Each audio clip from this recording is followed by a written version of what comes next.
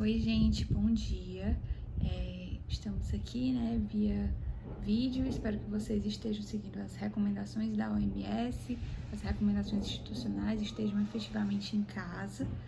E em meio, né, a essa situação extraordinária, a ideia é que a gente possa compartilhar esses vídeos, compartilhar material, já que não estamos de férias, né? E aí, quando a gente retornar presencialmente, em breve, se Deus quiser, a gente continua com a matéria, continua com o conteúdo e eu tiro eventuais dúvidas que vocês tenham. Na verdade, vocês podem ficar à vontade para enviar torpedo ou também no Instagram, estou à disposição para tirar as dúvidas, certo? E nós vamos começar hoje com o habeas corpus. Nós concluímos finalmente em sala de aula os estudos sobre mandado de segurança e vamos começar com a segunda ação constitucional, o habeas corpus, que você já deve ter algum conhecimento sobre essa ação, a ação super conhecida, talvez você já tenha um pouco de prática no processo penal ou mesmo em estágios, no fórum, de repente. É uma ação, das ações constitucionais, é a que mais utilizada aqui no Brasil, né? Mas o detalhe é que o habeas corpus, como a gente vai já discutir mais, o habeas corpus é uma ação constitucional, o que quer dizer que ela não é utilizada só em processo penal, certo? Então, embora é claro que a grande maioria dos habeas corpus sejam de fato impetrados em vários criminais, no curso de processos criminais, o habeas corpus é uma ação de natureza constitucional, então ele tem, na verdade, um espectro mais amplo, não utilizado só em questões relacionadas a crimes, certo? Bom, eu não tenho lousa aqui, mas eu vou falando os tópicos. Se você tiver, se você quiser anotar, né, se você tiver o costume de anotar ou então de fazer as anotações no notebook, eu vou falando os tópicos para vocês anotarem, certo?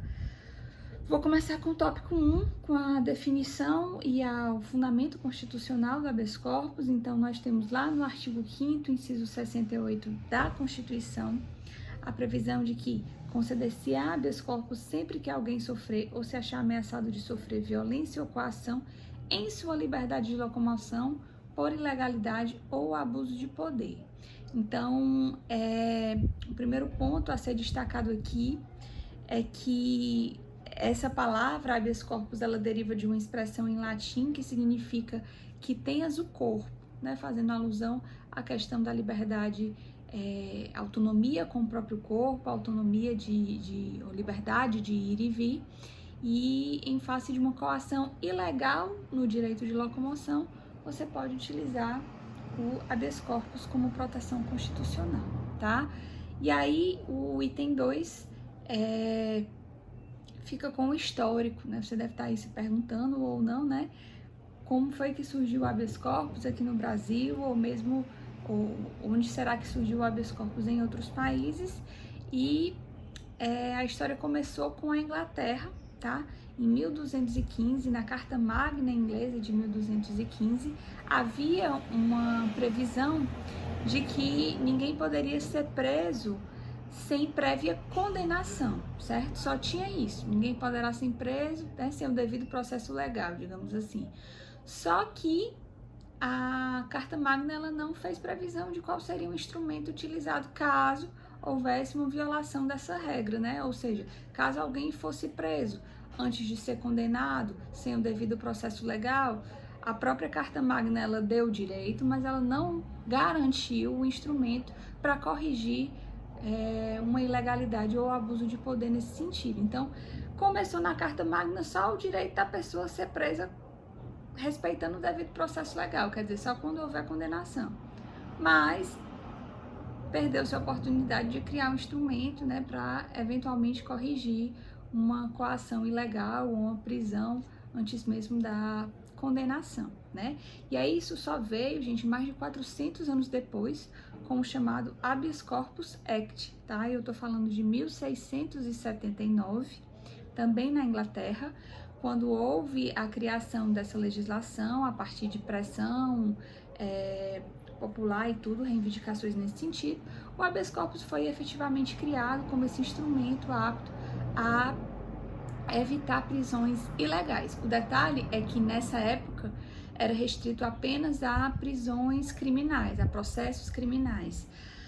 O habeas corpus ele não foi estendido nessa época a outros tipos de coação ilegal no direito de locomoção, mas tão somente coações relacionadas ao processo criminal.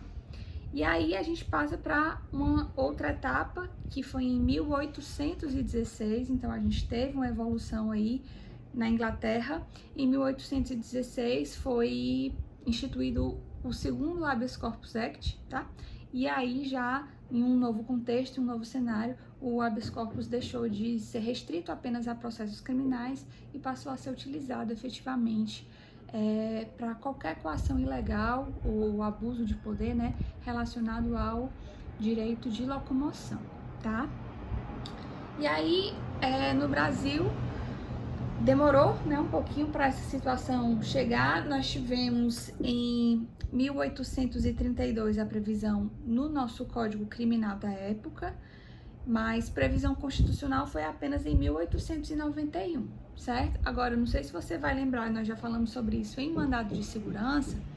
Houve a primeira previsão do habeas corpus no Brasil, na Constituição, em 1891, só que o habeas corpus ele não era só limitado à proteção da liberdade de ir e vir, englobava toda e qualquer ilegalidade ou abuso de poder por parte de autoridade pública. Ou seja, lembra que a gente já falou sobre isso, né? Tinha um nome de habeas corpus, mas tinha o conteúdo, né, na verdade, de mandado de segurança, porque o habeas corpus ele foi criado em 1891 para combater qualquer ilegalidade ou abuso de poder, não apenas aquelas restritas ao direito de locomoção.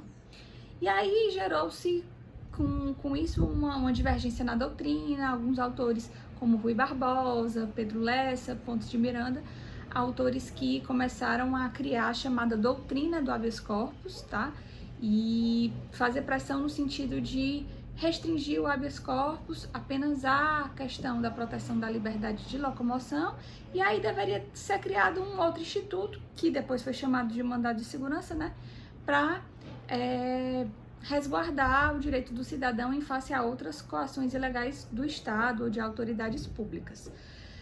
E assim foi que a doutrina do habeas corpus foi formada depois, né, de 1891, e a gente teve efetivamente em 1934, na Constituição seguinte, tá certo? A separação das duas ações. O habeas corpus passou a ser utilizado só para coação ilegal no direito de locomoção, e o mandado de segurança foi criado, né, com esse nome, para outros tipos de coação ilegal cometido por autoridade pública ou por autoridade privada, né, no uso de atividade delegada da pública.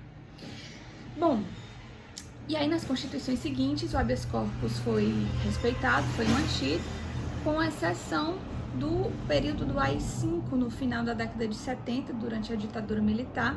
Vocês devem lembrar que esse ato institucional número 5 foi o ato mais perverso, né, mais autoritário da época da nossa ditadura militar. Fechou o Congresso Nacional, determinou uma série de medidas restritivas a direitos fundamentais, e uma das mais graves foi que o AI-5 suspendeu o direito de utilizar habeas corpus em caso de crimes políticos ou em caso de crimes relativos à segurança nacional. Quer dizer, a pessoa, muitas vezes durante a ditadura, né, os opositores ao regime eram presos, sumiam, e não havia a possibilidade sequer da família, por exemplo, impetrar habeas corpus para soltar, né, essa pessoa que estava presa. Então, passado esse período obscuro aí na nossa história, em 88 o habeas corpus voltou com força total, não havendo mais a restrição que havia no AI-5, e hoje é plenamente utilizado para qualquer coação ilegal contra, né? Qualquer coação ilegal no direito de locomoção. E aí passamos para o item 3 das nossas anotações. Nós já vimos uma definição, 2 o histórico, e 3 a gente passa para a natureza jurídica do habeas corpus, certo? Porque alguns autores confundem, e até porque tá lá previsto no Código de Processo Penal, né? Faltou eu falar isso, gente, mas a previsão legislativa do habeas corpus, além do fundamento constitucional que eu já falei, né, lá no artigo 5º, inciso 68, mas a previsão do procedimento, das regras do habeas corpus estão lá no CPP, tá? No Código de Processo Penal, nos artigos exatamente 647 a 667, certo? Do CPP. E aí, pelo fato de estar no Código de Processo Penal, e ele está inclusive no capítulo lá de recursos, muitos autores dizem que o habeas corpus 1 tem natureza penal e 2 é um recurso. Mas hoje se entende que não, o habeas corpus não é um recurso, o habeas corpus é uma ação autônoma, é uma ação própria, é uma ação inclusive de natureza constitucional, não é uma ação penal. O que é que isso implica? É que eu posso utilizar o habeas corpus, gente, em face de outras coações ilegais no direito de locomoção que não estejam relacionadas necessariamente a processos criminais, certo? Então imagine uma situação de um empregador, certo? Que impede, por exemplo, a empregada de sair de casa aos fins de semana ou depois da jornada de trabalho, por exemplo, por conta do coronavírus, certo? O empregador simplesmente impede, o empregador doméstico, certo? Impede a empregada de sair do lar da família, né, onde ela trabalha, por conta do coronavírus. Só que a empregada tem direito, né, aos fins de semana, tem direito à folga, né, o descanso semanal remunerado, tem direito a ir para casa no final da jornada, enfim. Diante de uma situação como essa, de proibição do empregador em relação à empregada de sair do ambiente de trabalho, é cabível o habeas corpus. Mas veja que não está em curso nenhum processo criminal, mas o habeas corpus pode ser utilizado, mesmo em situações não restritas a processos criminais. Veja uma segunda situação. Um hospital, imagina um hospital privado, que um determinado paciente já está bom, ele já está no ponto de receber alta, mas ele não pagou a internação, ele está com dívida com o hospital ou dívida com o médico e simplesmente o médico não dá alta, certo? Para esse paciente, enquanto ele não pagar a dívida que ele tem com o hospital. O médico pode fazer isso? Não. Se o paciente está com dívida e tudo, existem os meios civis, né, do processo civil para cobrar esse paciente, esse devedor, mas não se pode restringir a liberdade de locomoção com base em uma dívida contraída de natureza civil, né? Inclusive até quando antes podia haver a prisão do depositário infiel, nem isso pode mais.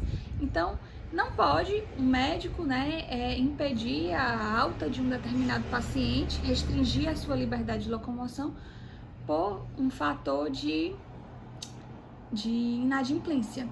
Como um hotel não pode impedir a saída dos hóspedes por inadimplência, né? Então, são situações que, caso haja restrição no direito de locomoção dessas pessoas, essas pessoas vão poder impetrar habeas corpus ou alguém impetrar em favor delas, né?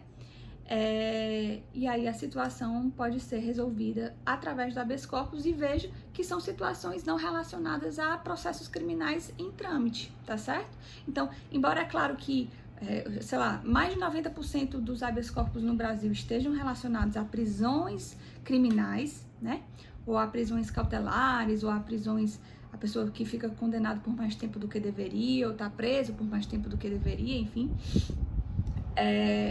O habeas corpus também pode ser utilizado em outras situações em que há restrição à liberdade de locomoção.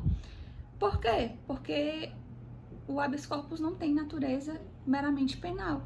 O habeas corpus é uma ação de natureza constitucional, tá certo? E nem é considerado um recurso, é uma ação própria, é uma ação autônoma, ganha um número novo, né, um número próprio no processo, começa a competição inicial e tem toda a tramitação aí, uma vez que a petição inicial do habeas corpus é protocolada, tá certo? E aí a gente passa para o próximo tópico, as espécies de habeas corpus. Nós temos os habeas corpus, dois tipos de habeas corpus, o habeas corpus liberatório, ou chamado também de habeas corpus repressivo, e nós temos o habeas corpus preventivo. O habeas corpus repressivo ou liberatório acontece quando a coação ilegal já aconteceu, e aí ela vai se materializar em um documento expedido pelo juiz ao final do processo, chamado de alvará de soltura, tá certo? Enquanto o habeas corpus preventivo, ele se materializa ao final do processo em um documento chamado salvo-conduto, tá? Então, o indivíduo que tem um habeas corpus a seu favor, né? Um habeas corpus concedido a seu favor, vai estar de posse de um desses dois documentos. O alvará de soltura, se eu estiver falando de um habeas corpus liberatório ou repressivo, ou um salvo-conduto, se eu estiver falando de um habeas corpus preventivo, certo? E aí é sempre bom lembrar, gente, que às vezes a pessoa, imagine aí um cidadão bom, né, sei lá, ele tá aí preso por 5 crimes, tem 5 processos criminais rolando aí contra ele, não sei o quê, e aí ele é uma pessoa de alta periculosidade, tentou fugir, não sei o quê, e ele tem prisão decretada por 5 crimes diferentes, certo? Mas imagine que uma dessas prisões seja ilegal, e aí ele consegue, juntamente com um advogado, ou sei lá, com um defensor público, um alvará de soltura, ele consegue um habeas corpus a seu favor. Então ele conseguiu o alvará de soltura, certo? Agora, ele tem mais 4 mandados de prisão contra ele. Ele vai ser solto? Não, porque aquele alvará de soltura, ele só diz respeito àquele fato específico, tá certo? Os outros mandados de prisão, se estiverem legais, né, são suficientes para mantê-lo dentro da prisão. Da mesma forma que uma pessoa que consegue um salvo-conduto, tá, não tá livre para poder cometer qualquer crime, etc. Se cometer um crime, vai ser preso. Ah, mas estou com salvo-conduto. Não, seu salvo-conduto é relativo àquele fato específico em que houve uma possibilidade de prisão ilegal, enfim. Mas o que eu tô querendo dizer é que o salvo-conduto ou alvará de soltura se referem àquelas situações específicas daquele fato específico, né, em que motivou a impetração do habeas corpus. Beleza? E aí, gente, passando para frente, nós temos a legitimidade ativa. Quem é que pode impetrar habeas corpus? O habeas corpus pode ser impetrado por qualquer pessoa, certo?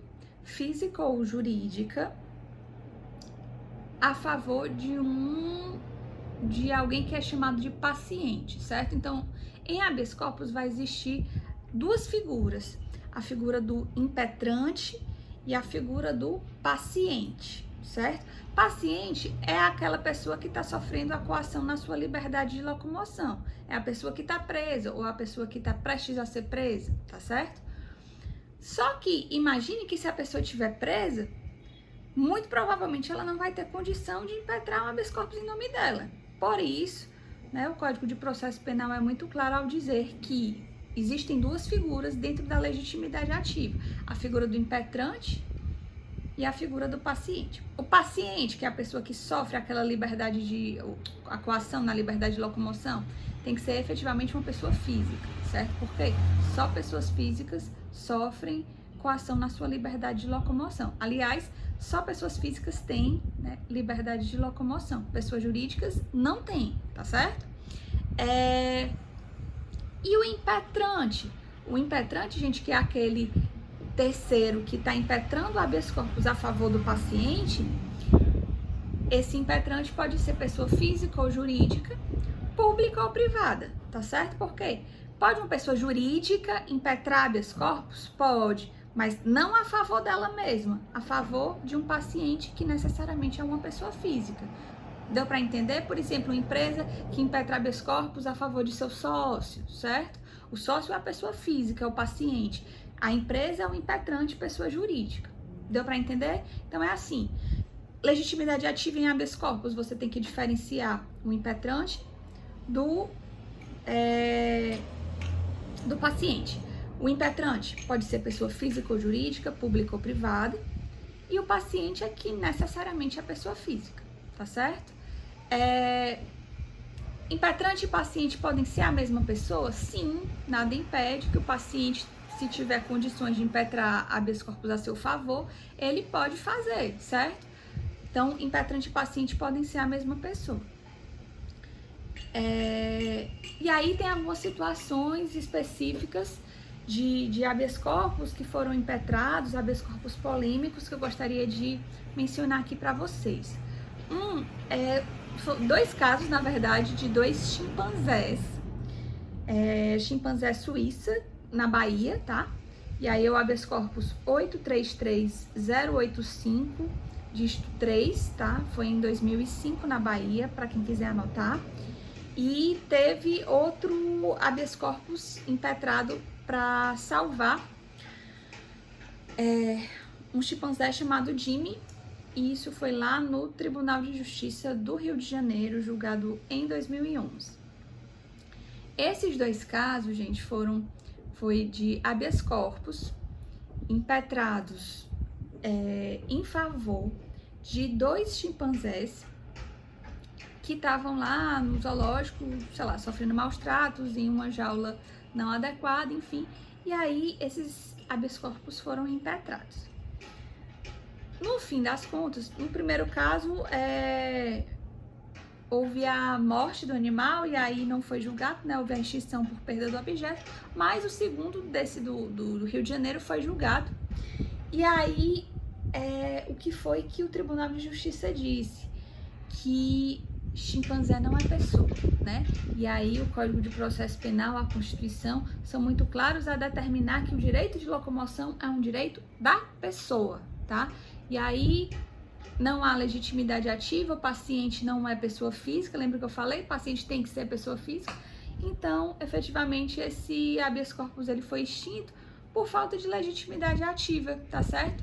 O chimpanzé, embora, porque a fundamentação foi que os chimpanzés, eles têm, tipo, cerca de 99%, eu acho, dos genes humanos, mas faltou aquele 1%, né? Aquele, igual da música do Safadão, aquele 1% ficou faltando, e chimpanzé não é pessoa, e aí, portanto, esses habeas corpus, eles não puderam ser concedidos.